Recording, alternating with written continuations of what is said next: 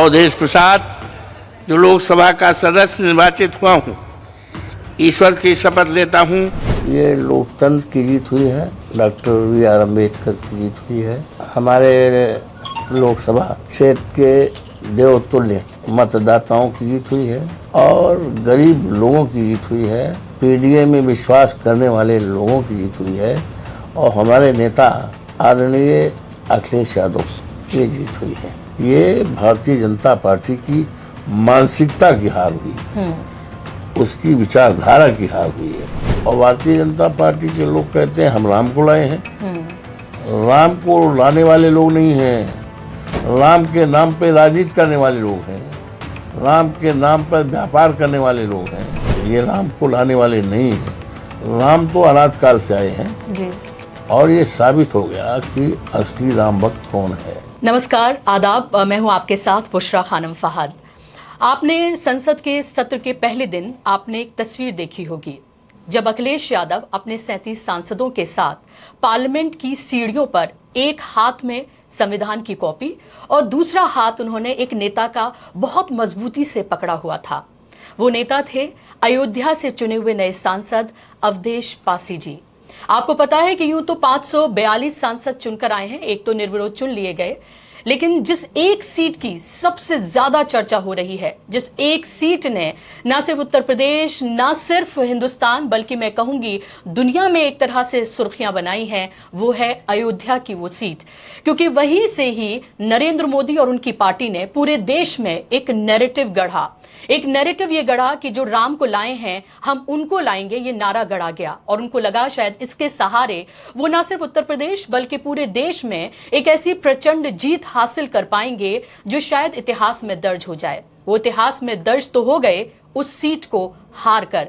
और अखिलेश यादव ने जिस तरह से इस बार टिकट डिस्ट्रीब्यूशन किया है उसकी बहुत तारीफें हुई और उनमें से एक सीट थी अयोध्या की, जो जनरल सीट होने के बावजूद भी वहां से एक दलित चेहरे को उतारा। इसको बहुत डेयरिंग उनका स्टेप कहा गया और लगा कि शायद उन्होंने गलती की है, लेकिन लोगों को शायद पता नहीं था कि ये गलती नहीं, सबसे बड़ी उनकी स्ट्रैटेजी थी। और आज हमारे साथ वही खास मेहमान अवधेश पासी जी मौजूद हैं, जो 9 बार के विधायक हैं, 6 बार के मंत्री हैं और पहली बार MP चुनकर पार्लियामेंट में हम उनकी आवाज सुनने जाएंगे। बहुत बहुत शुक्रिया अवधेश जी आपका हमें वक्त देने के लिए। मेरा पहला सवाल ये कि जब हमने संसद सत्र के पहले दिन जो तस्वीर आपकी देखी कि एक हाथ में संविधान अखिलेश यादव के, दूसरा हाथ आपका बहुत ही उन्होंने मजबूती से पकड़ा हुआ था, सबसे वो इंट्रोड्यूस करा रहे थे आपको और सोनिया गांधी से उन्होंने आपको इंट्रोड्यूस कराया खास तौर पर कि ये अयोध्या के सांसद हैं। और लग रहा था कि वो जब वो ये कह रहे हैं तो बहुत फख्र से इस बात को कह रहे हैं। ऐसे तो आप मंत्री रहे हैं, आप 9 बार के विधायक भी रहे हैं, लेकिन पहली बार आप पार्लियामेंट पहुंचे हैं इस उम्र में। कैसा लग रहा है आपको और इस जीत के मायने आपके लिए और देश की सियासत के लिए क्या हैं? ये इस बात का संदेशा गया है पूरे देश और दुनिया में कि ये जीत जो है ये लोकतंत्र की जीत हुई है और बाबा साहब भारत रत्न डॉक्टर B.R. अम्बेडकर की जीत हुई है। और ये जीत हमारे लोकसभा क्षेत्र के देवतुल्य मतदाताओं की जीत हुई है और गरीब लोगों की जीत हुई है। पीडीए में विश्वास करने वाले लोगों की जीत हुई है और हमारे नेता आदरणीय अखिलेश यादव जी, जो हिंदुस्तान की बड़ी उम्मीद है, उनके निर्णय की और उनकी नीतियों की ये जीत हुई है। और हार के बारे में हम क्या कहें, हार तो बीजेपी की विचारधारा की हार हुई, किसी व्यक्ति की हार नहीं हुई है। ये भारतीय जनता पार्टी की मानसिकता की हार हुई है, उसकी विचारधारा की हार हुई है, जिसको देश ने समझा, सारे दुनिया में मैसेज गया।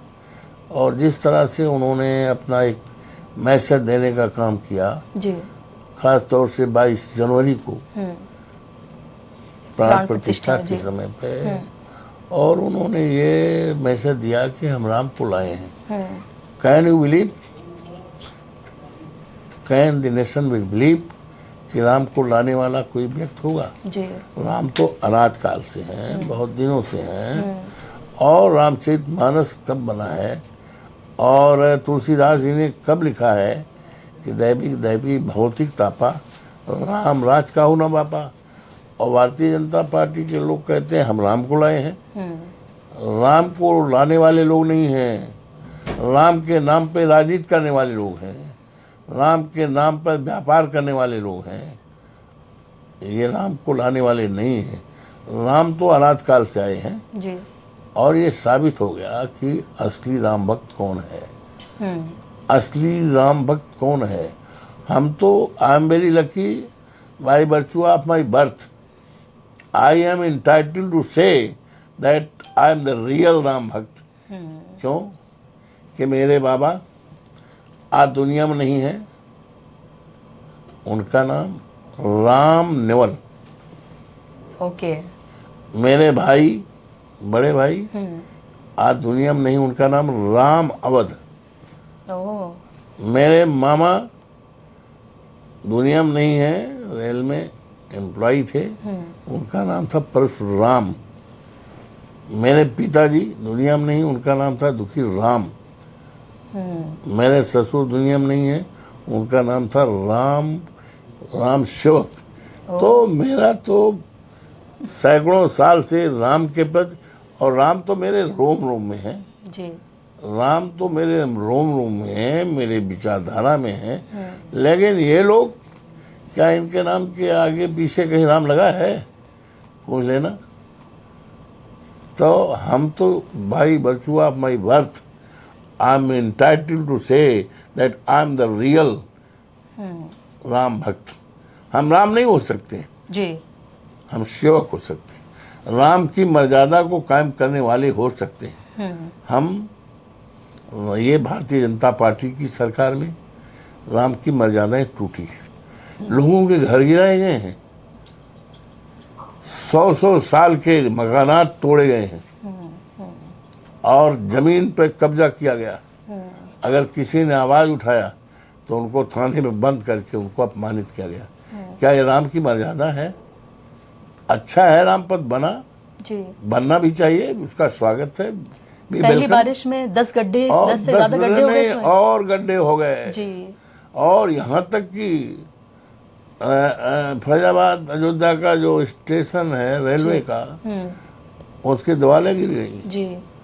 और तमाम यहाँ तक सुनाई पड़ रहा है कि जो मंदिर बन रहा है अभी तो अधूरा है जी, उसकी छतों से पानी। वहाँ के जो मेन पुजारी हैं उन्होंने कहा कि जहाँ रामलला विराजमान है वहां से पानी टपक रहा है और जुलाई 2025 तक मंदिर बन ही नहीं सकता है। पहले इसकी जांच हो कि ये आखिर पानी क्यों यहाँ से टपक रहा है और ऐसा होगा। अभी तो बारिश शुरू भी नहीं हुई है और अगर ढंग से बारिश होगी तो यहाँ बुरा हाल हो जाएगा। नो डाउट जी, इसको आप कैसे देख रहे हैं? क्या आपको लग रहा है कि जिस तरह से लोगों के वहाँ विकास के नाम पर जो घर उजाड़े गए, रामपथ जो बनाया गया जिसमें पहली ही बारिश में 10-12 गड्ढे हो गए हैं वहां पर गहरे गहरे, और उस अयोध्या के विकास मॉडल की गाथाएं गाई जा रही थी, वहां पर तमाम जो बड़े बड़े चेहरे हैं फिल्म स्टार से लेकर सबको बुलाया गया, वहां एक बड़ा आयोजन किया गया, लेकिन पहली ही बारिश में पूरी कलई खुल गई।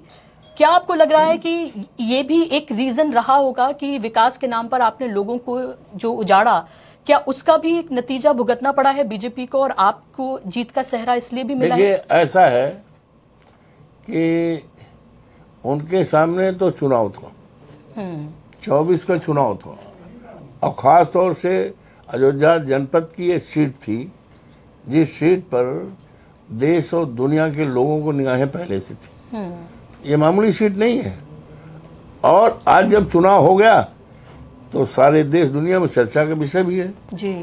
तमाम हमारे नेता जी कह रहे थे कल कि लंदन के लोग पूछ रहे थे भाई कैसे इनका हार कैसे हुई, तो ये चर्चा का विषय है।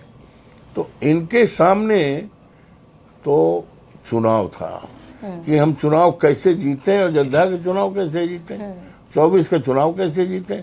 इसीलिए 22 तारीख जब प्राण प्रतिष्ठा होती है लगातार प्राण प्रतिष्ठा के दिन देश के तमाम लोग, अडानी भी, वहाँ किसान नहीं, गरीब नहीं कोई, गरीब नहीं, किसान नहीं, कोई दलित नहीं, वहाँ पर बड़े बड़े उद्योगपति, और ये सिलसिला लगातार चलता रहा, सिलसिला चलता रहा, बुला बुला के प्रमोट किया गया पूरे इनके देश में जहाँ जहाँ सरकारें हैं जी, वहाँ के कैबिनेट के सारे मंत्री, राष्ट्रपति तक गई। मुख्यमंत्री और इवन राष्ट्रपति जी। अगर राष्ट्रपति को सही माने में हमें कमेंट नहीं करना है, लेकिन इन रियल सेंस अगर राष्ट्रपति जी, मैं आदर करता हूँ जी, उनको जाना था, तो जिस दिन प्राण प्रतिष्ठा हो रही है वो दिन जाना था। चुनाव के 10 दिन 15 दिन बाकी हैं, हमारे देश की राष्ट्रपति जी जा रही हैं, क्या मनसा है, फॉर व्हाट पर्पज। और यही नहीं, भूतपूर्व राष्ट्रपति जा रहे हैं, अडानी जा रहे हैं जी, और देश की तमाम, केवल चुनाव को प्रभावित करने के लिए।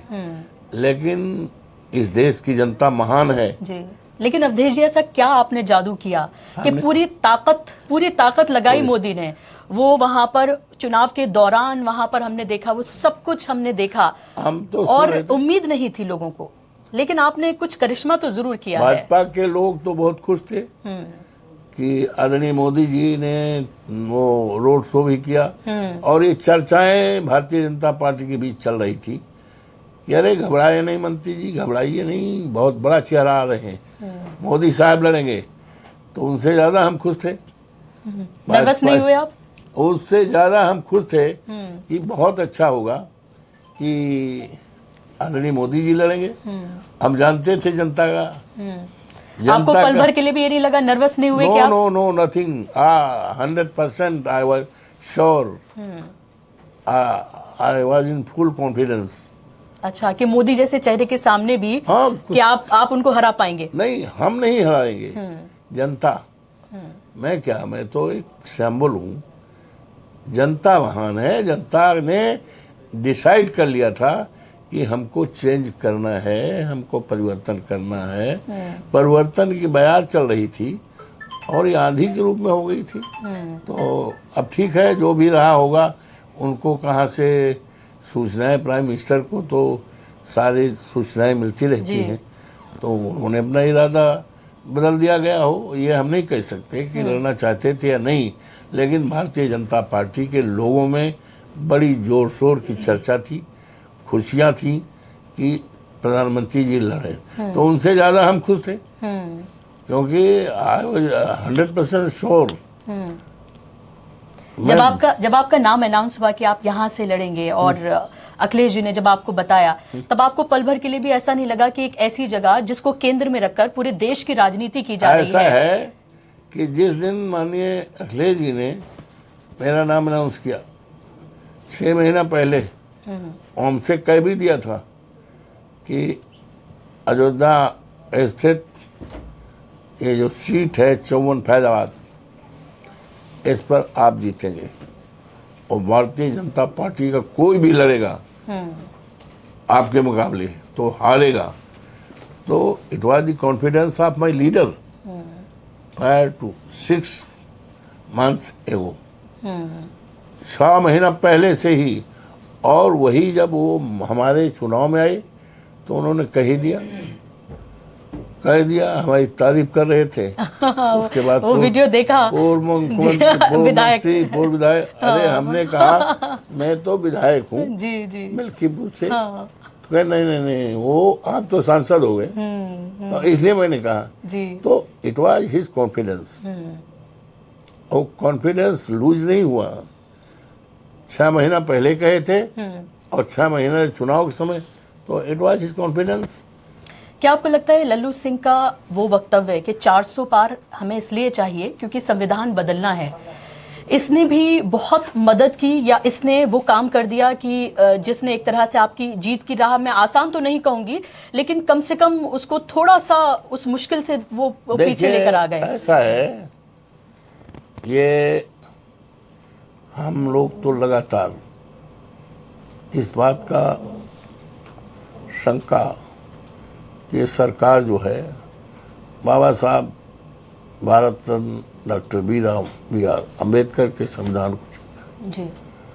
तो लेकिन हमारे जैसे करोड़ों लोग बाबा साहब के संविधान पर किसी कीमत पर आंच नहीं आने देंगे। हर तरह के तैयार हैं, कभी आंच नहीं आने देंगे। और आपने कल देखा होगा जी, हमारे नेता और सारे लोग हम खुद हाथ में लेकर ये क्या था, ये इस बात का अश्योरेंस कि किसी कीमत पर बाबा साहब भीमराव अंबेडकर ने जो संविधान बनाया है, जिस संविधान के रहते और चलते इस देश के करोड़ों करोड़ों हम जैसे अनुसूचित जात के लोगों को सम्मान मिला है। 9 बार के एमएलए हुए, 6 बार के मिनिस्टर हैं, करोड़ों करोड़ों पिछड़ों को, करोड़ों करोड़ों अल्पसंख्यकों को और इस देश के करोड़ों करोड़ों सम्मानित नागरिकों को फंडामेंटल राइट्स, मूलाधिकार अगर कहीं है तो बाबा साहब भीमराव अंबेडकर के संविधान में सुरक्षित है। और इस बात को गारंटी देश के सामने कल लोकसभा में इस बात को गारंटी देने के लिए देश के कि बाबा साहब भीमराव अंबेडकर के संविधान पर किसी भी कीमत पर हम आंच नहीं आने देंगे। क्या ये लोकतंत्र और संविधान को बचाने की आप लोगों ने जो लड़ाई लड़ी उसमें आपको कामयाबी भी मिली? क्या आपको लग रहा है कि लोकतंत्र और संविधान देश का जो है वो खतरे में है? प्रधानमंत्री जी अभी भी इमरजेंसी की याद दिला रहे हैं। कल जब संसद के सत्र से पहले जब उन्होंने पार्लियामेंट के बाहर जो भी अपनी स्पीच दी, क्योंकि वो सिर्फ एक तरफा बात करते हैं, पत्रकारों के सवाल वो लेते नहीं है, तो उन्होंने वहां पर भी अपनी सरकार उनकी क्या करेगी इससे ज्यादा विपक्ष को वो नसीहत देते हुए नजर आए। उसको आप कैसे देखते हैं? देखिए, ऐसा है, आज देश के सामने बड़ी समस्या है। आदरणीय मोदी जी को और उनकी सरकार को बहुत ही विनम्रतापूर्वक हम कहना चाहते हैं कि आज देश के सामने बहुत बड़ी महंगाई है। देश के सामने हमारे करोड़ों करोड़ों पढ़े लिखे बच्चे हैं, पेपर लीक हो रहे हैं एक के बाद एक बच्चे हैं जी। हमें उनके भविष्य को, हमें उनके कल के दिन के लिए रास्ता निकालना होगा। क्या हो रहा है? पेपर लीक हो रहा है, नेट में क्या हो रहा है। तो ये गवर्नमेंट जो है उनके लिए सीरियस नहीं है। आज ये विषय होना चाहिए देश के सामने, हमारे देश के सामने, राष्ट्र के सामने महंगाई का सवाल है, भ्रष्टाचार का सवाल है और यहाँ तक कि ये सेना का हमारा गौरवशाली इतिहास है। दुनिया के तमाम लोग हमारे देश की सेना पर लोहा मानते हैं। सेना के सम्मान को गिराने का काम हुआ है। ये अग्निवीर क्या है? 4 साल के लिए, 4 साल के बाद क्या करेगा? अगर सेना का सम्मान किसी ने बढ़ाया है तो देश का दूसरा कोई नेता नहीं है। वो नेता दुनिया में नहीं। आदरणीय नेताजी श्रद्धेय मुलायम सिंह यादव हैं। उन्होंने ये कानून बनाया था कि अगर कोई शहीद होगा तो उसका पार्थिव शरीर जाएगा और वहाँ का कलेक्टर और वहाँ का एसपी सम्मान देगा, उसका पार्थिव शरीर जाएगा। पहले तो उसका कपड़ा जाता था, तौलिया जाती थी, बनाई जाती थी, उसके कपड़े जाते थे, पार्थिव शरीर नहीं जाता था। ये क्या है? और नेताजी ने, आपको याद होगा, नेताजी ने कहा था अगर दुश्मन हमारी जमीन पे कब्जा करेगा तो मैं उसकी छाती पर चढ़ करके उसका जवाब दूंगा। आज क्या है? चीन हमारे देश की जमीन पे कब्जा कर लिया है। आज ये सारे विषय हैं जी। आज विषय सारे विषय हैं। आज टीका टिप्पणी का आक्षेप का समय नहीं है। आज हमें खुशहाल हिंदुस्तान, एक मजबूत राष्ट्र बनाने की जरूरत है जिसमें गरीबी न हो, एक दूसरे को जात के नाम पर, धर्म के नाम पर, मजात के नाम पर देश को बांटने का काम, ऐसी कोई मानसिकता का ना हो। इस सब मानसिकता मैंने पहले ही कही दिया, ये भारतीय जनता पार्टी की मानसिकता विचारधारा की हार है। जी, अभी आप देख रहे होंगे अवधेश जी कि जब से ये सरकार फिर से बनी है, या बैसाखियों की ही सही, लेकिन एक बार फिर से प्रधानमंत्री बन गए हैं, हम ये देख रहे हैं कि फिर से चाहे मध्य प्रदेश की बात करें, वहाँ बुलडोजर चलाया जा रहा है, मुसलमानों को लगातार उनकी पहचान की वजह से उन्हें टारगेट किया जा रहा है, उन्हें लिंच किया जा रहा है। समाजवादी पार्टी एक ऐसी पार्टी रही, या फिर मैं अब इंडिया गठबंधन हम कह सकते हैं, कि मुसलमानों ने उनको एक तरह से झोली भरकर वोट दिए हैं, जितनी भी उनकी तादाद थी उसमें। क्या आप इन तमाम मुद्दों को आप उठाएंगे कि सरकार बन गई एक बार फिर से, लेकिन जो मुसलमानों के ऊपर जुल्म है उनका सिलसिला नहीं थमा है? देखिए, लोकसभा में देश की सबसे बड़ी पंचायत है। तमाम मुद्दे हमारे नेता आदरणीय अखिलेश यादव जी और इंडिया गठबंधन के नेता देश राष्ट्र के संबंधित मुद्दे और लोकल मुद्दे, उन सारे मुद्दों पर हमारे नेतागण जो तय करेंगे, निश्चित तरह से वो सारे मुद्दे पार्लियामेंट में लोग आपको भी एक मजबूती उम्मीद की नजर से आपको भी देख रहे हैं। लोग आपके शायद पहले भाषण का भी इंतजार कर रहे हैं कि आप उसमें क्या कहेंगे। देश सुनेंगे, लेट वेट एंड सी। हमने असेंबली में भी देखा आप अखिलेश यादव जी के बगल में बैठे थे, पार्लियामेंट में भी आप उनके बिल्कुल बगल में बैठे हुए हैं। कृपा है जी, तो ये रिश्ता कुछ तो कहता है, बहुत कुर्बत का रिश्ता है आपका। उनकी कृपा है, नेताजी की भी। नहीं, आपने भी कुछ किया होगा ऐसा? नहीं, हम तो एक कार्यकर्ता के रूप में, कार्यकर्ता का जो फक्र होता है, फर्ज होता है। मैंने तो 45 साल की राजनीति में न कहीं कोई पार्टी बदला, न कोई झंडा बदला, न कोई नेता बदला। आदरणीय चौधरी चरण से शुरुआत किया था, उसके बाद उनके माननीय नेताजी आ गए उनके साथ, और उसके बाद उनके लायक बेटे आदरणीय अखिलेश यादव जी हैं। कोई भावुक क्षण आया इस पूरे उसमें कि आप अब इस उम्र में आप विधायक से आप एमपी बने, 45 साल का राजनीतिक करियर, बहुत उतार चढ़ाव आपने देखे होंगे, एक जाहिर सी बात है एक संघर्ष भरा आपका जीवन पूरा रहा होगा।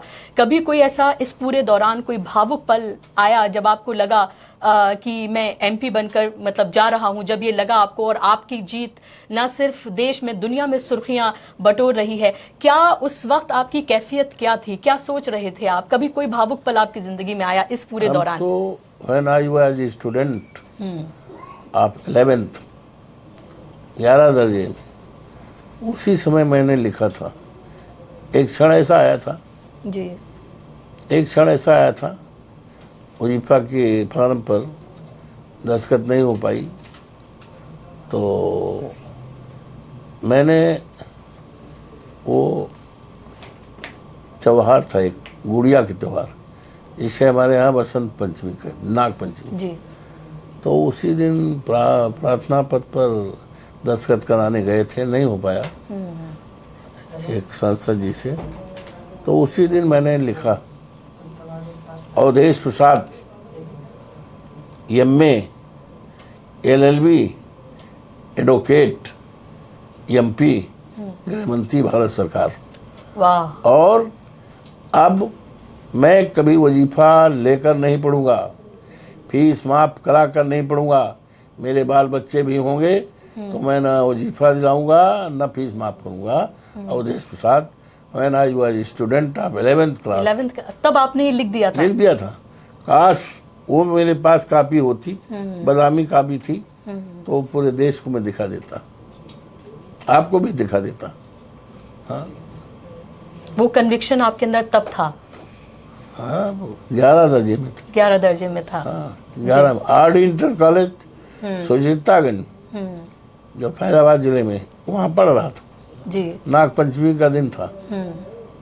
तो जब आप अभी जब पार्लियामेंट की सीढ़ियों पर जब आप चढ़ रहे थे, तो क्या वो तमाम चीजें आपके जहन में आई, वो सब कुछ आया कि आप कहाँ से आए हैं और कहाँ पहुंच गए हैं, और आगे भी आपके लिए बहुत कुछ और रास्ते खुले हुए हैं? तो केवल ये है, इस देश से महंगाई कैसे हटे, इस देश के नौजवान जो बेरोजगार हैं उनको सरकारी नौकरी कैसे मिले जी, और देश के खातिर जो शहीद हुए हैं उनके अरमानों, उनके सपनों का हिंदुस्तान कैसे बने, किस तरह से देश को खुशहाल बनाया जाए, किस तरह से इस देश से सांप्रदायिकता रूपी जहर खत्म किया जाए, आपसदारी भाईचारा का माहौल कायम किया, एक खुशहाल हिंदुस्तान बनाया जाए, ये सारे भाव मेरे मन में हैं। जी, बस ज़्यादा वक्त नहीं लूँगी। एक दो और आपसे सवाल कि अभी जी मुझे पता है आपके पास वक्त की कमी है, आज आपका ओथ भी है। मैं आपसे ये जानना चाह रही हूँ कि अभी जाहिर सी बात है कि सब बहुत एक आस भरी निगाह से आपको भी देख रहे हैं और आपकी पार्टी को भी देख रहे हैं। आप देश की तीसरी सबसे बड़ी पार्टी के रूप में आप उभरे हैं।